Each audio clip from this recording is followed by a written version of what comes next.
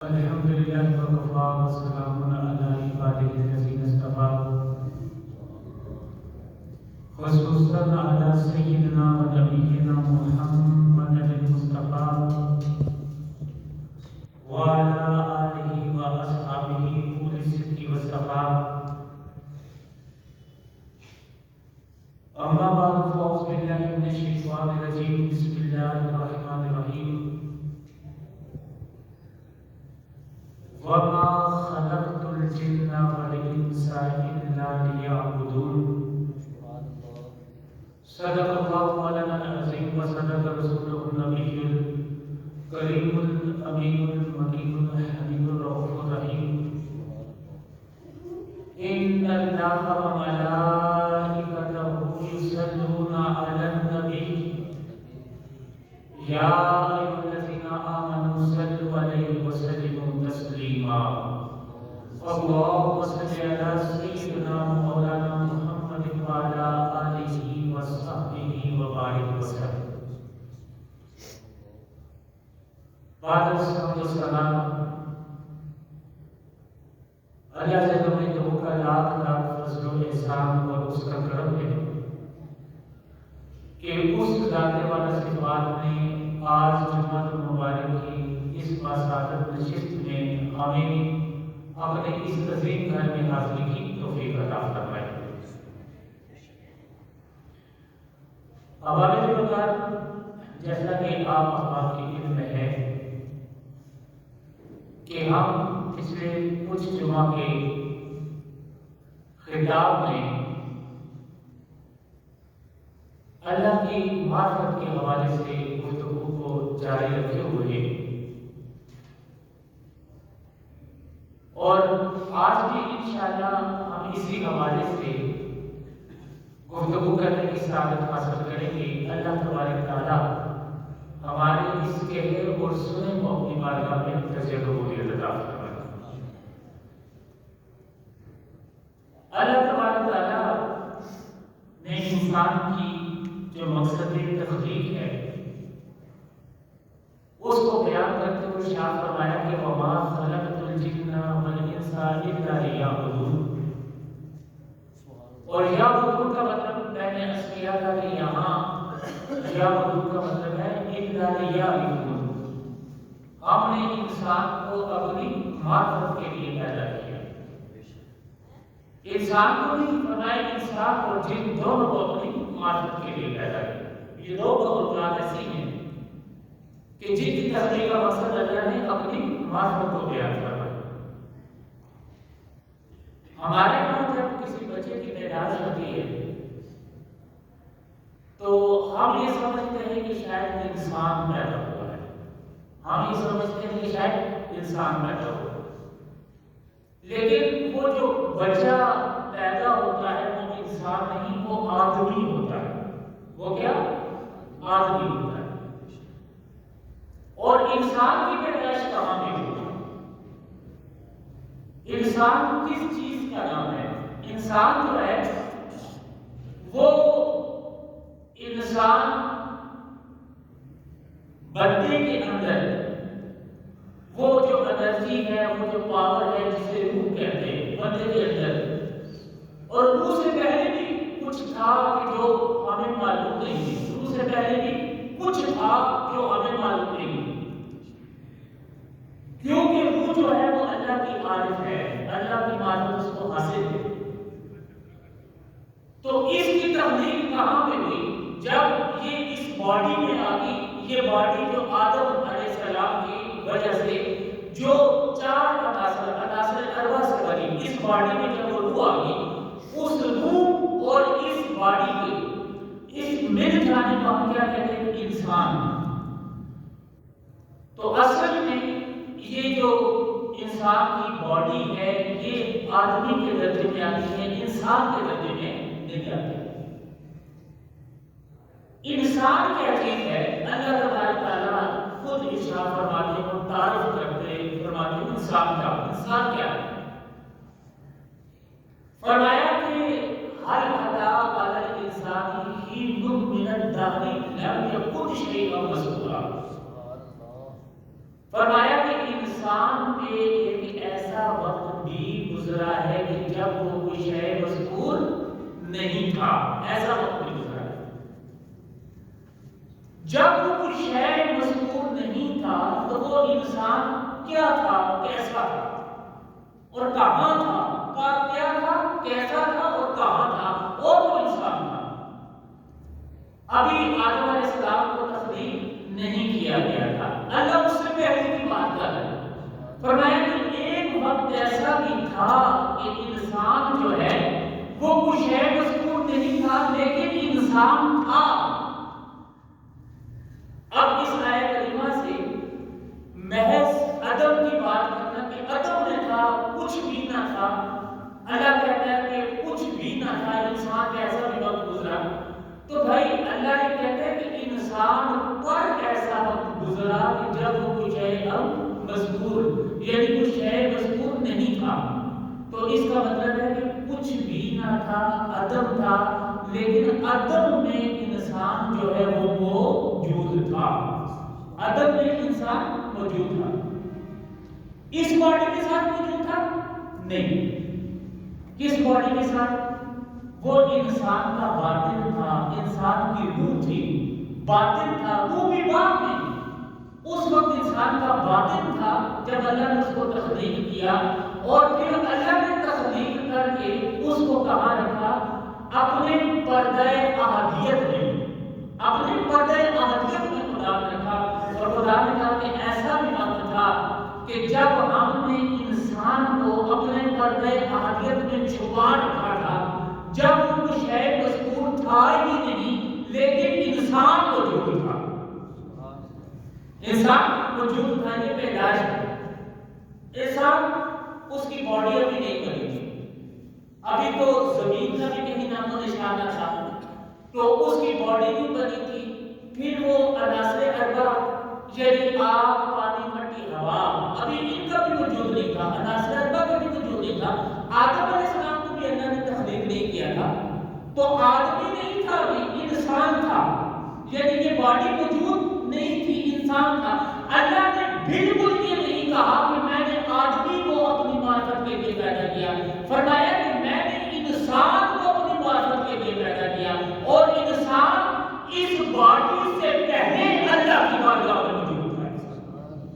یہ باڈی نہیں تھی، اللہ کی بارگاہ میں موجود تھا، اور اللہ نے یہ کہا کہ ہم نے انسان کو جب تخلیق فرمایا، اب وہ انسان موجود تھا، وہ مقام احدیت جو ہے وہ انسان کی پرورش گاہ ہے، جہاں اللہ نے انسان کی پرورش کی، وہ مقام احدیت، اور مقام احدیت کے بعد پھر جو ہے انسان مقام روح پہ آیا، پھر مقام روح کے بعد پھر انسان کی جو ہے وہ باڈی تخلیق کی گئی۔ تو ہم انسان کو کہاں سے جانتے ہیں؟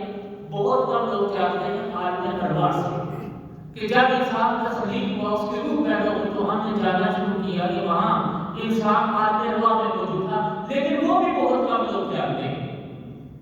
اور زیادہ تر کیا جانتے ہیں کہ جب بچہ پیدا ہوتا ہے تو ہم یہ کہتے ہیں کہ بس انسان دنیا میں آ گیا۔ انسان دنیا میں نہیں آیا، انسان کی پیدائش کی انتہا ہے ہی نہیں، انسان کب سے تھا اس کا اندازہ صرف اللہ کو ہی پتا ہے، اور اللہ کا رسول جانتا ہے، اس کے علاوہ کوئی بھی نہیں جانتا کہ انسان پیدا کہاں سے ہوا اور انسان کی پرورش کس مقام ہے۔ تو اللہ نے یہ اشارہ ہے کہ انسان کچھ بھی نہ تھا، شیء مذکورہ نہیں، کوئی شے مذکور نہیں تھی۔ اب ایک لطیف بات بتاتا چلوں آپ کو، یہ شے کیا ہوتی ہے؟ شے ہوتی ہے شاء یشاء سے، اور شاء یشاء کا مطلب ہوتا ہے چاہنا، چاہنا۔ ہم کہتے ہیں نا ما شاء اللہ، جو اللہ نے چاہا، ترجمہ یہ ہوتا ہے نا ما شاء اللہ، جو اللہ نے چاہا، یا ایسے کہتے ہیں کہ ان اللہ یرزق من یشاء بغیر حساب، اللہ جسے چاہتا ہے بغیر حساب کے رزق دیتا ہے۔ تو شاء یشاء کا کیا مطلب ہوتا ہے؟ چاہنا۔ اللہ یہ کہتا ہے کہ ہم نے جب اس انسان کو بنایا، جب یہ انسان موجود تھا، تو فرمایا کہ کیا تھا؟ لم یکن شیء،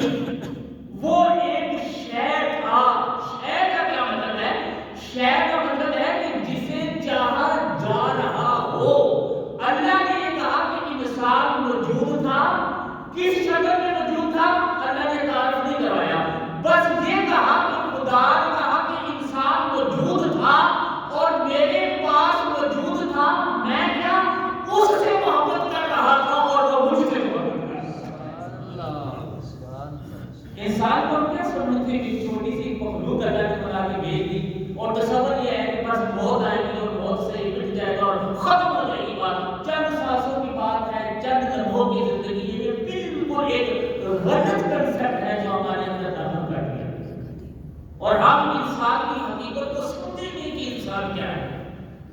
تو خدا یہ کہتا ہے کہ انسان کیا ہے کہ مقام احدیت میں جسے میں نے چاہا، جسے میں نے چاہا میں اس کو چاہتا رہا، شیئا مذکورا، فرمایا کہ وہ شے مذکور نہیں تھا۔ تو شے مذکور کیا؟ جو چیز جو ہے وہ موجود ہو، مذکور ہونے کے لیے ضروری ہے کہ وہ موجود ہو، اور موجود ہونے کے لیے ضروری ہے، مذکور ہونے کے لیے یہ بھی ضروری ہے کہ وہ ظاہر ہو۔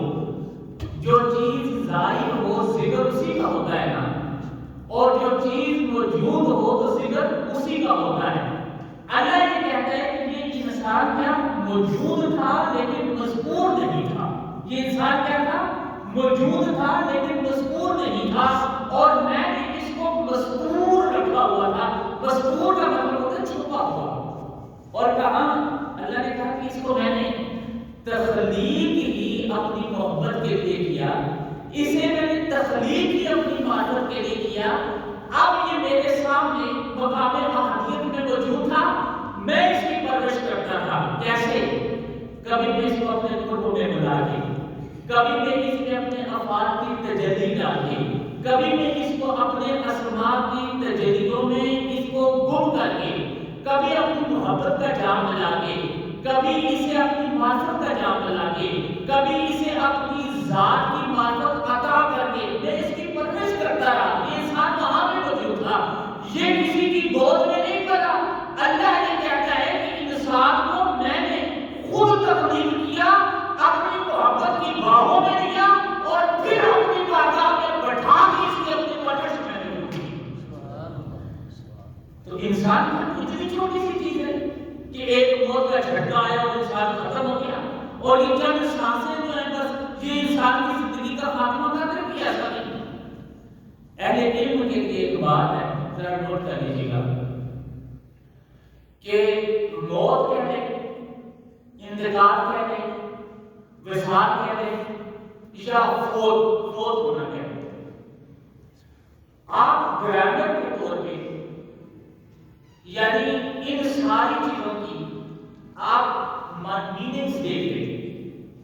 موت کا میننگ، پھر وصال کا میننگ، انتقال کا میننگ، وفات کا میننگ، ان کے میننگز دیکھ لیں۔ کسی ایک لفظ کا مطلب یہ نہیں ہے کہ مر جانا، ختم ہو جانا ہوتا ہے، کسی ایک لفظ کا مطلب۔ انتقال کا کیا مطلب ہوتا ہے کہ ایک جگہ سے دوسری جگہ منتقل ہو جانا، اسے انتقال کہتے ہیں۔ وفات کسے کہتے ہیں؟ ختم ہو جانا، یعنی ایک بار کا، ایک سلسلے کا ختم ہو جانا، دنیا سے ختم ہو جانا، لیکن اس کا مطلب مٹ جانا نہیں۔ موت کا بھی ایک مطلب ہے۔ تو کہیں بھی انسان کو اللہ نے یہ نہیں کہا کہ انسان مٹ جائے گا، ایسا نہیں ہے۔ فرمایا کل نفس ذائقۃ الموت، یہ جو نفس ہے اسے کچھ لمحے کے لیے کیا موت آنی ہے، لیکن وہ موت کا انتقال ہے، ایک درجے سے دوسرے درجے کی طرف لے کے جانے والا۔ لیکن موت کا مطلب محض مٹ جانا نہیں، موت کا مطلب محض مٹ جانا نہیں۔ اسی طرح اللہ فرماتے ہیں کہ یہ جو انسان ہے یہ میری بارگاہ میں موجود تھا، پھر میں نے چاہا کہ یہ پردے سے نکلے، مذکور سے یہ مذکور ہو، تو میں نے اس کو عالم ارواح میں بھیجا، پھر عالم ارواح سے یہ عالم اجسام میں آیا، عالم اجسام میں آنے کے بعد اس کا سفر پھر آگے شروع ہے، پھر یہ برزخ میں چلا گیا۔ اب جیسے کچھ لوگ اس دنیا میں آنے کے لیے منتظر ہیں، اب جو اللہ کی بارگاہ احدیت ہے وہ کیا ہے؟ انسان کی پرورش گاہ، وہاں اللہ نے انسان کی پرورش کی۔ اور پھر جو عالم ارواح ہے وہ کیا ہے؟ وہ انتظار گاہ ہے انسان کے لیے، کہ انسان وہاں بیٹھ کے انتظار کرتا ہے کہ اب اس کو دنیا میں جانا ہے، انتظار گاہ ہے۔ اور یہ دنیا کیا ہے؟ یہ امتحان گاہ ہے انسان کے لیے۔ اور اس کے بعد جو اگلا دنیا آ جاتی ہے، جو اگلا ورلڈ آ جاتا ہے، تو وہ کیا ہے؟ وہ انسان کی قرار گاہ ہے، آرام گاہ ہے، وہاں انسان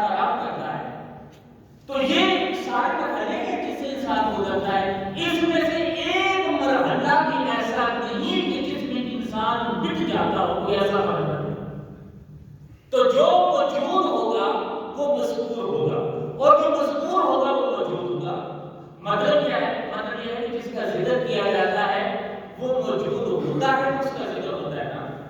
مثلا میں اگر یہ کہوں کہ زاہد جو ہے وہ بہت اچھا آدمی ہے، لیکن وہ آدمی اگر ہوگا تو اس کا ذکر ہوگا نا.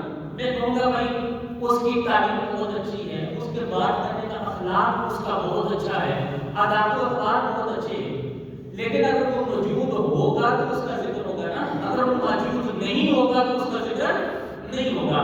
تو اللہ کیا کہتا ہے؟ فرمایا کہ انسان جو ہے وہ ایک وقت ایسا تھا کہ جب مذکور نہیں تھا، پھر وہ مذکور ہوا.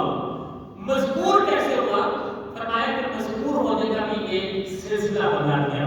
مذکور ہونے کا بھی ایک سلسلہ بنا دیا. تو جب کسی آدمی کا ذکر ہوتا رہے، وہ مذکور رہے، تو اس کا مطلب ہے کہ وہ موجود ہے. مثال کے طور پہ ہم میں سے کتنے لوگ ہیں، ہم سارے لوگ، کہ ہم لوگ موجود ہیں لیکن مذکور نہیں، موجود ہیں لیکن مذکور نہیں. ہمارا ذکر ہی نہیں، کوئی ہمیں جانتا ہی نہیں ہے، کچھ جو ہے کسی کو خبر ہی نہیں. اور کچھ لوگ ایسے ہیں جو ہمارے درمیان ہمیں نظر نہیں آتے لیکن وہ مذکور ہے. جب وہ مذکور ہے تو اس کا مطلب ہے کہ وہ موجود ہے. وہ مذکور ہے تو وہ موجود ہے. آج تک لوگ حضرت سلطان باہو رحمۃ اللہ علیہ کے نام نہیں بھولے، وہ مذکور ہے.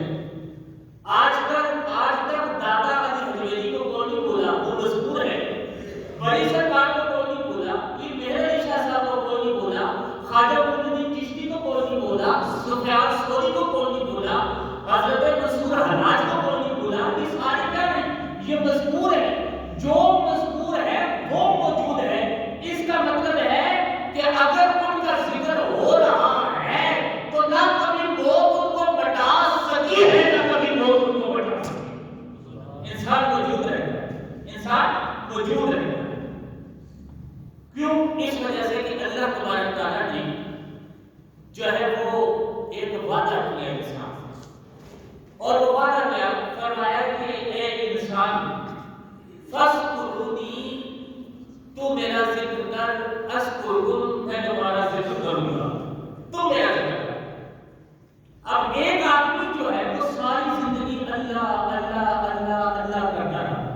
اب میں ایک بات اور بھی عرض کرتا چلوں یہاں پہ کہ ہمارے وہاں ذکر جو ہے نا، اس کا معنی بھی بڑا محدود لیا جاتا ہے. ذکر کا مطلب یہ ہوتا ہے کہ شاید کوئی تصویر پکڑ لے گا یہ ذکر ہے. ذکر کی ایک قسم ہے لیکن بہرحال اتنا محدود معنی ہے کہ آپ نے تصویر پکڑ لی، کچھ علم مراد کر لیے اور نماز کے بعد سبحان اللہ الحمدللہ اللہ اکبر پڑھ لیا، تو اس کا مطلب یہ ہے کہ ذکر ہو گیا. تو ذکر یہ نہیں ہے. ذکر کیا ہے؟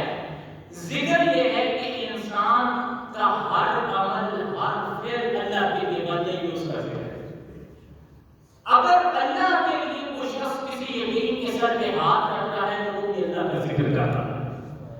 اگر کوئی شخص اللہ کے لیے کسی بھوکے کو کھلا رہا ہے تو وہ بھی اللہ کا ذکر کر رہا ہے. اگر کوئی شخص اللہ کے لیے کسی مفلس و نادار کے کسی کام آ رہا ہے تو وہ بھی اللہ کا ذکر کر رہا ہے.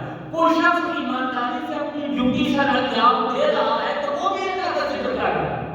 اور وہ جو ذکر جو قلب سے جاری ہو جاتا ہے، جو زبان سے جاری ہو جاتا ہے، وہ ذکر تو اس وقت تک جاری ہو ہی نہیں سکتا جب تک کہ انسان کا اندر جو ہے وہ عارف نہ بن جائے، وہ ذکر جاری نہیں ہو سکتا. اب تکلفاً جو ہے وہ ذکر کرنا کہ مجھے فلاں کہا تھا کہ یہ کر لینا تمہارا رزق واضح نصیب ہو جائے گا، یہ کر دینا تمہارا مسئلہ ہو جائے، یہ تکلفاً ذکر ہے. یہ تکلفاً ذکر ہے جس کا ثواب تو ہے لیکن وہ جو مقصد، جس مقصد کے لیے ذکر کیا جاتا تھا، اس مقصد کو یہ ذکر کبھی پورا نہیں کر سکتا. انسان اس درجے پہ نہیں پہنچ سکتا. تو اللہ تبارک تعالیٰ فرماتے ہیں کہ فاذکرونی، تو میرا ذکر کر. ذکر کیسے کر؟ اٹھتے بیٹھتے چلتے پھرتے تو میری ہی طرف لگائے، تیری توجہ کسی اور طرف نہ ہو. اللہ یہ چاہتا ہے کس لیے کہ تیری پرورش میں نے کی ہے. کہاں؟ مقام احدیت میں نے تجھے اپنے قرب میں رکھا ہے، میں نے تجھ میں اپنی صفات کی تجلیات ڈالی ہے، میں نے اسماء کی تجلیات ڈالی ہے، میں نے تجھ میں اپنی ذات کی تجلیات ڈالی ہے، میں نے تیرے قریب اپنے قریب تجھ کو رکھا ہے، اپنی محبت کی آغوش میں رکھا ہے. اور جب اللہ گلہ بھی کرتا ہے انسان سے تو کیا گلہ کرتا ہے؟ کہتا ہے کہ اے انسان یا ایھا الانسان ما غرک بربک الکریم، اے انسان تجھے اس کریم رب کے بارے میں کس چیز نے دھوکے میں ڈال دیا، تمہیں بھلا دیا اپنے رب کو؟ کون سا کریم رب؟ جب تو شیئا مذکورا نہ تھا، جب تجھے کوئی چاہنے والا نہ تھا، تجھ سے پیار کرنے والا کوئی نہ تھا، تجھ سے محبت کرنے والا کوئی نہ تھا، ضرورتوں کے لیے تجھ سے رابطہ کرنے والا کوئی نہ تھا۔ فرمایا یہ وہ اللہ ہی تھا نا کہ جسے اپنی محبت کی آغوش میں لے کے تجھے مارا تھا، جو تجھے اپنی رحمانیت کی لوریاں سناتا رہا، جو تجھے اپنی محبت کے جام میں لاتا رہا، جو تمہیں اپنے وصال میں ڈھونڈ کے، جب اپنے وصال کی گودی میں لے کے تجھے ہنستا بھی رہا، تجھے ہنساتا بھی رہا۔ کیا تمہیں کبھی وہ رب یاد نہیں آیا؟ کبھی تم نے سوچا نہیں؟ تیری روح نے کبھی گڑائی نہیں؟ تجھے وہ لمحے یاد نہیں ہے؟ وہ کسی آدم نے کہا تھا کہ بستے ہاستے کے کستے ناستے تیری جھوک دے آستے پاستے سنتے ہاستے پٹیاں گالی دے یا سنیگا ہاستے۔ وہ کہتے ہیں ایسا بھی وقت تھا نا کہ بستے ہاستے کے کستے ناستے، کہ ایک ایسا وقت تھا کہ ہم بارگاہ اس کی بارگاہ ملت اس کے قریب تھے اور کبھی اس کے ارد گرد ہی رہتے، چکر ہی لگاتے رہتے، کبھی اس سے دور نہ ہوتے، اور وہ جو محبوب تھا، یار تھا، وہ ہمیں سنایا کرتا تھا اور ہم سنتے رہتے تھے، وہ وقت بھی تھا۔ لیکن آج کیا ہوا کہ ہم نے ان کاموں سے سننا شروع کر دیا۔ آج کیا ہوا؟ ہم نے ان آنکھوں سے سننا شروع کر دیا۔ آج کیا ہوا؟ ہم نے حیوانی دل سے جینا شروع کر دیا۔ تو وہ آنکھیں جو رب کے دیدار کو دیکھتی تھی، جو رب کے جلوے کو دیکھتی تھی، ہم نے ان آنکھوں کو بند کر دیا۔ ہم نے اپنے اندر انسان کو قتل کر دیا، اپنے اندر کے انسان کو قتل کر دیا۔ تو اللہ کہتا ہے کہ یا ایھا الانسان، یاد تو کرنا کہ میں نے تجھے کتنی محبت سے پالا تھا، کہاں ساری دنیا سے چھپا کے کچھ بھی نہ تھا، میں نے تجھے اپنی بارگاہ میں بٹھا رکھا تھا۔ ابھی تو جبریل امین کو بھی رسالت نہ ملی تھی، ابھی تو کوئی مقرب بھی پیدا نہ ہوا تھا، ابھی تو وہاں کسی نے دم نہ ڈالا تھا، اور میں نے تجھ کو سامنے بٹھا کے اپنے سارے جلوے تمہیں دکھا دیے۔ اللہ کی دیدار کرتا ہے انسان، یا ایھا الانسان ما غرک۔ اور پھر جن کو وہ یاد آ جاتا ہے، ذکر ہو جاتا ہے۔ حضرت سلطان باہو رحمۃ اللہ علیہ ایک رات کھیت میں ذکر کر رہے تھے، بیٹھے تنہائی، کوئی بارات وہاں سے گزری، بارات گزر رہی تھی تو راستہ بھول گئی، تو انہوں نے دیکھا کہ یہاں کوئی اللہ کی آواز آ رہی ہے، اللہ کی، تو وہ کھیت میں چلے گئے اور جا کر دیکھا تو سلطان باہو رحمۃ اللہ علیہ ان سے پوچھنے لگے کہ حضرت اگر آپ کو پتا ہو تو ہم نے احمد پور سیال جانا ہے، احمد پور سیال جانا ہے، ہم راستہ بھول گئے ہیں، ہمیں وہ راستہ بتا۔ آپ نے کہا چلو، وہ سارے آگے، تو آپ نے کہا اچھا چلو میرے ساتھ 2 قدم چلو۔ آپ 2 قدم چلے اور کہا آنکھیں اٹھا کر دیکھو۔ لوگوں نے آنکھیں اٹھا کر دیکھی تو سامنے دبل خضرا موجود تھا، سامنے دبل خضرا موجود تھا۔ وہ کہنے لگے کہ اب یوں کہ وہ تو دلہن دینے کے لیے آئے تھے نا، ان کا مقصد کچھ اور تھا، اس مقصد کے لیے چلے تھے۔ تو وہ حیران ہو کر کہنے لگے کہ حضرت ہم نے احمد کو سیال کا پتہ پوچھا تھا، ہم تو دلہن دینے کے لیے آئے تھے، یہ آپ نے ہمیں کہاں پہنچا دیا؟ تو آپ نے فرمایا کہ میں تو ایک ہی احمد کو سیال کو جانتا ہوں، میں تو ایک ہی احمد کو سیال کو جانتا ہوں، مجھے نہیں پتا تم کس احمد کو سیال کی بات کر رہے ہو۔ تو وہ ذکر یہ ذکر جو ہوتا ہے، یہ ذکر اس وقت شروع ہوتا ہے جب انسان کے اندر معرفت جو ہے وہ موجب آتی ہے، اور معرفت کیا؟ جب انسان کو اپنی وہ پرورش گاہ یاد آتی ہے کہ جہاں اس نے پرورش پائی ہو، تو اللہ یہ کہتا ہے، فرماتا ہے کہ جب کوئی اس لمحات کو یاد کر لیتا ہے نا، اس کی روح جو عارف ہے کبھی ان لمحات میں چلی جاتی ہے، کبھی سما وہ اس کی نظروں کے سامنے آ جاتا ہے، کبھی اس کو وہ ماحول یاد آ جاتا ہے، تو فرمایا کہ پھر اس کے اندر ذکر جاری ہوتا ہے، فَاسْتُغْنِي، اس کے اندر ذکر جاری ہوتا ہے۔ اور جب وہ ذکر جاری ہوتا ہے، وہ ذکر خالی زبان میں نہیں ہوتا، زبان بند بھی ہو تو انسان کے قلب سے، اگر انسان کا قلب بھی کسی وقت غفلت میں آ جائے انسان کی روح سے، اگر انسان کی روح بھی کبھی غفلت میں آ جائے انسان کے سر سے، اگر انسان کا سر بھی غفلت میں آ جائے کبھی ادا سے،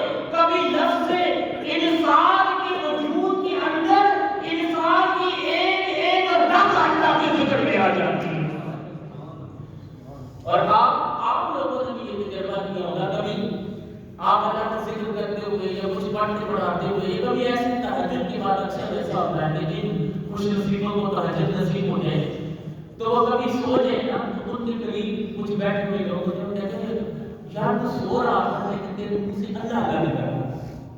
ایسا بھی کبھی ہوتا ہے. کبھی ایسے بھی ہوتا ہے کہ انسان کی ایک دم آنکھ کھل جائے تو انسان کو ایسا لگتا ہے جیسے وہ اللہ اللہ کہہ رہا ہو، اس کی منہ سے زبان سے ایک دم اللہ نکل آتا ہے ایسے. اور کبھی ایسے بھی ہوتا ہے کہ انسان کوئی بات کر رہا ہو تو لاشعوری طور پہ انسان اپنی زبان ہوتا ہے تو پھر انسان کی زبان سے ایک لفظ نکل آتا ہے اللہ ایسے نہیں کرتا. تو یہ ساری چیزیں کیا ہیں؟ یہ ساری چیزیں یہ شعور نہیں ہے. یہ اندر جو آپ کا عارف بیٹھا ہوگا نا اندر، وہ عارف جو ہے اس میں جب تجلی پڑتی ہے تو وہ اندر سے تڑپتا ہے، اس کی آواز نکلتی ہے اللہ.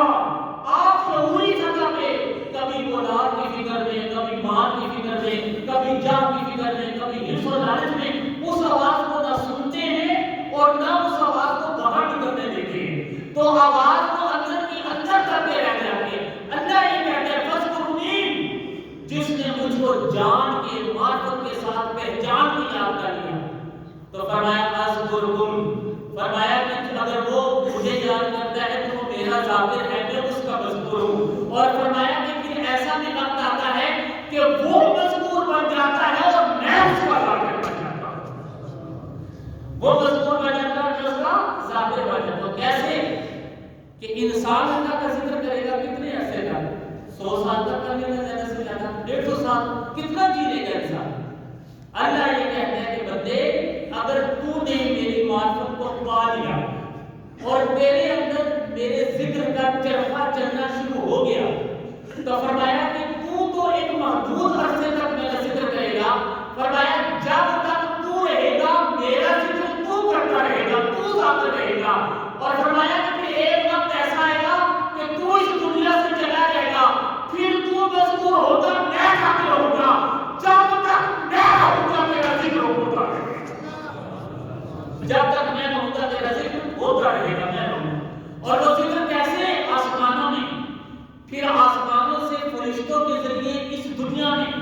اور فرمایا کہ جس کا دل بھی اس میں ایمان کی رائی ہوگی میں اپنے محبوب کا ذکر اس میں ڈال دوں گا. اور پھر اگر کوئی یہاں بیٹھ کر جو ہے وہ باہو باہو کرے، کوئی یہاں بیٹھ کر فرید فرید کرے، کوئی یہاں بیٹھ کر معین معین کرے تو اس بات کو غصہ نہیں ہونا چاہیے. تم یہاں پہ فرید فرید کہہ رہے ہو، تم یہاں پہ معین معین کہہ رہے ہو، تمہیں کیا پتا عرش پہ اللہ بیٹھ کر فرید فرید کر رہا ہے. اللہ بیٹھ کر فرید فرید کر رہا ہے. اب یہ کہیں گے کہ شاید میں نے جوش خطابت نہیں، خدا یہ کہتا ہے کہ تم مجھے یاد کرو تو میں کیا کروں گا؟ تمہیں یاد کروں گا. تم قبر میں ہوگے کہ جہاں میں وجود بھی نہ ہوگے. فرمایا میں تمہارا ذکر کرتا رہوں گا. خالی یہ نہیں کہ دنیا میں تمہارا ذکر رہے گا. فرمایا جب قیامت آئے گی نا، قیامت اس میں بھی تمہارا ذکر رہے گا. لوگ تمہیں بھول بیٹھیں گے اور پھر ہماری طرف سے حکم ہوگا کہ ان لوگوں کو جنت میں نہیں جانے دینا. فرمایا کہ اللہ کیوں؟ فرمایا کہ ان لوگوں کو پکارو جو جو میرے ان نیک لوگوں کے پیروکار ہیں ان کو جنت میں داخل ہونے دو. کیوں؟ فرمایا کہ ہر شخص اپنے ایمان کے پیچھے جنت میں داخل ہوگا. پیچھے آگے بھی اللہ تعالیٰ ہوگا، اس کے پیچھے کچھ ایسے لوگ ہوں گے جو جنت میں داخل ہوں گے. اماموں کے بغیر کسی کو جنت میں بھی اللہ داخل نہیں. تو یہ کیا ہے؟ انسان کا یہ شرط ہے. انسان کی پیدائش کسی کو بھی نہیں پتا اور انسان کی عقلی جو مسئلے ہیں وہ بھی کسی کو نہیں پتا. نہ انسان کی انتہا کسی کو پتا ہے، نہ انسان کی ابتدا کسی کو پتا ہے. ہم جو روتے ہیں اس آدمیت پہ روتے ہیں، یہ آدمی بن گیا، یہ وجود بن گیا، انسان نہیں بنتا، نہ انسانیت بنتی ہے. اللہ تبارک و تعالیٰ مجھے اور آپ کو مدد